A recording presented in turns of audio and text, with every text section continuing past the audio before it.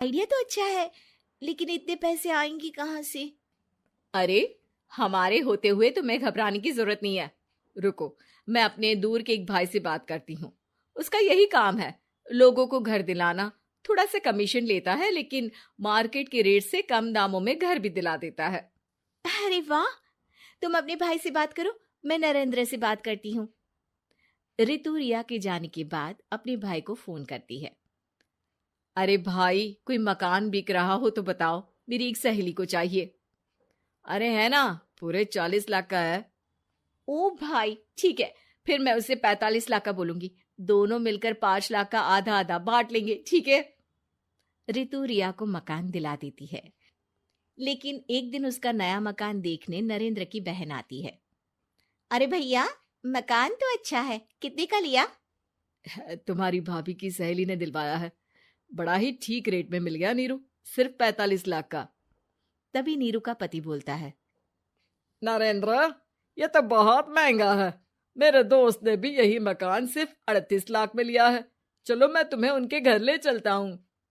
दोनों नरेंद्र की जीजाजी के दोस्त के घर जाते हैं, जहां उन्हें रितु का भाई मिल जाता है।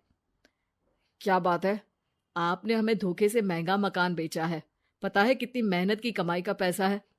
अब ये तो आप उन मैडम से पूछे जिन्होंने आपको ये मकान दिलाया है। उनके कहने पर ही मैंने ये रेट लगाया था। अब नरेंद्र को रिया पर गुस्सा आ जाता है। वो रिया को कहता है। रिया, तुम्हारी सहेली रितु तो एक नंबर की चालबाज और धोखेबाज निकली। मैंने उसके कहने पर इस मकान के 7 लाख ज्यादा खर्च किया है। रिया को भी नरेंद्र की बात सही लगती है। वो चुप हो जाती है।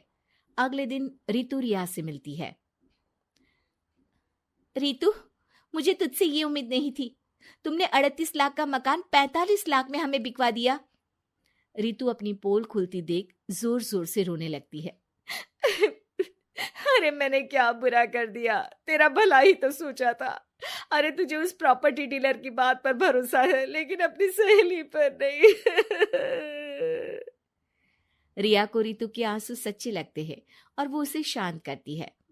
अरे अच्छा, शांत हो जा, चुप हो जा। सॉरी, हम लोगों की ही गलती है। हमें मार्केट में पहले रेट पता कर लेना चाहिए था। चल सॉरी।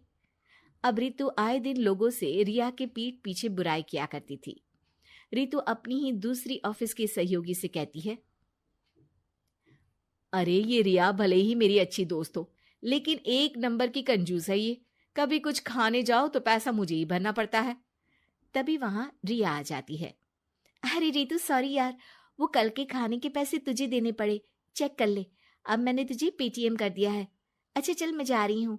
रिजाइन जो दे रही हूँ, बाद में बात करते हैं। रिजाइन? क्यों? तूने अपनी बेस्ट फ्रेंड यानी मुझे भी नहीं बताया, क्यों? अरे नहीं यार, ऑल सडन प्लान बना। दरअसल ये नया घर का ईएमआई निकालनी काफी मुश्किल हो रही है, तो सोचा घर पर ही कोई बिजनेस कर लूं। अब इतनी थोड़ी सी कमाई में हो नहीं पा रहा है ना। अच्छा अच्छा, क्या बिजनेस करेगी? देख, तू तो जानती है कि यहाँ मुझे सिर्फ 15,000 मिलता है, लेकिन घर में बच्चों का प्ले स्कूल खोलूंगी तो पूरे 4,000 एक बच्चे से मिलेगा। 10 भी आ गए बच्चे तो पूरे 40,000 की कमाई, वो भी घर पर रहकर। है ना अच्छा आइडिया? रितु को रिया की बात से जलन होती है। वो कहती है। अरे फिर 10 क्या, 50 बच्चे का ही सोचना। अरे कहाँ यार, घर में इतनी जगह कहाँ।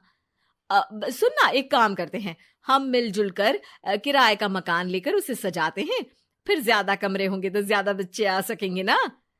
हाँ, लेकिन मैं एक बार नरेंद्र से पूछ लेती हूँ। रिया नरेंद्र को सारी बात बताती है। देख लो रिया, मुझे तुम्हारी इस सहेली में जरा सा भी विश्वास नहीं है। अरे नहीं नहीं, वो ऐसी नहीं है। मिलकर काम करेंगे, जो पैसे आएंगे आधे आधे बांट लेंगे। इसमें बुरा क्या है, काम भी अच्छा होगा। फिर क्या था, दोनों मिलकर काम शुरू करते हैं। पूरा कमरा बच्चों के हिसाब से सजा दिया जाता है। टीवी, फ्रिज, बेड और न जाने क्या क्या। तेरे और मेरे मिलाकर 2 लाख का खर्च हो गया। अरे कोई बात नहीं, पैसे कमाने के लिए इन्वेस्टमेंट तो करनी पड़ती है। अब इतनी बड़ी रकम है, अच्छा है कि दोनों ने मिलकर कर ली, वरना एक के बस की तो बात नहीं है। हाँ, लेकिन अब मैं ना एक बात बोलना चाहती हूँ। देखो, पिछले 2 महीनों से जब से ये काम चल रहा है, सारी मेहनत मेरी ही है। मैं ही सारा सारा दिन यहाँ का काम देखती हूँ। तो अब मैं तुम्हारे साथ ये काम नहीं करूंगी। अकेले मैं ये स्कूल चलाऊंगी। अरे ऐसे मत बोलो रितु, मैंने नौकरी भी छोड़ दी। थोड़ी बहुत सेविंग्स थी, वो भी मैंने स्कूल को बनाने में लगा दी। अब यार तुम तो आलसी भी हो, मुझे नहीं लगता तुम ये काम कर पाओगी। रितु, नरेंद्र ठीक बोलते थे, तुम भरोसे के लायक नहीं हो। ये मेरी गलती है कि मैंने तुम पर विश्वास किया। अच्छा जी, तो गलती की ना। मैं तुमको तुम्हारे पैसे धीरे धीरे करके दे दूंगी। अच्छा होगा कि अब तुम यहां से निकल जाओ। बेचारी रिया सर झुकाकर घर वापस आ जाती है। नरेंद्र, वही हुआ जिसका डर था। रितु ने मुझे पार्टनरशिप से हटा दिया। मैं ये बात जानता था रिया, लेकिन मैंने तुम्हें इसलिए फोर्स नहीं किया क्योंकि जब तक तुम खुद धोखा नहीं खाती तुम्हें अकल नहीं आती। हाँ, लेकिन अब वही जो पहले सोचा था। और फिर क्या, रिया घर से ही बच्चों को संभालने का काम शुरू कर देती है।